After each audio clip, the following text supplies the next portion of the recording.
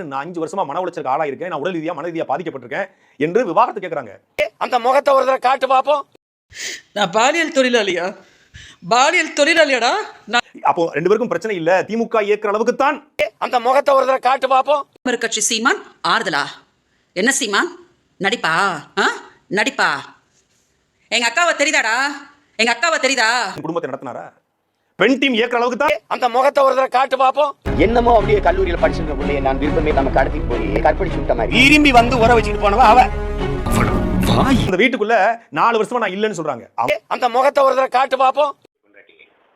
அவனு கெட்டவல்லடி உன் கவுண்டர் வரல அப்புறம் அப்படின்னா கேடு கேட்டா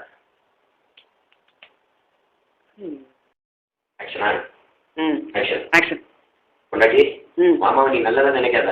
என்ன மாமா இப்படிலாம் சொல்றீங்க? ரொம்ப நல்லது.